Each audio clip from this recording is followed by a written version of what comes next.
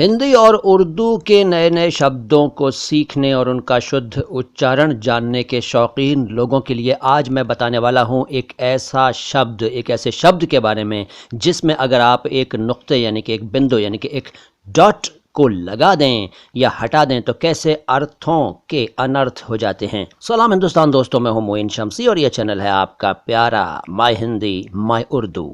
दुख एक शब्द है जिससे आप सभी परिचित हैं, हिंदी भाषा का शब्द है और हालांकि इसके मतलब को एक्सप्लेन करने की ज़रूरत नहीं है, लेकिन फिर भी बता देता हूं कि इंग्लिश में इसके लिए शब्द हैं suffering, distress, affliction, pain, annoyance, bother वगैरह।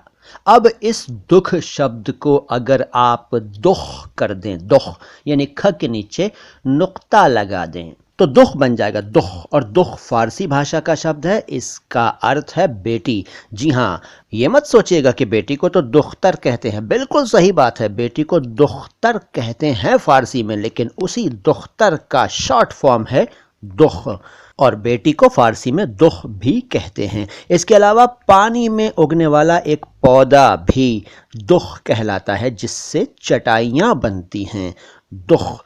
और इसके अलावा एक होता है दुख।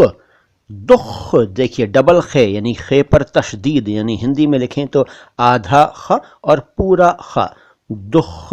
दुख का मतलब होता है धुआं, आतिशबाजी की हवाई।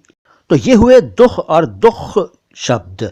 अब बात दूख की। अगर आपने दुख को दूख कर दिया, दूख, तो दूख का अर्थ है चमकने वाला, प्रकाशमान, एनलाइटन।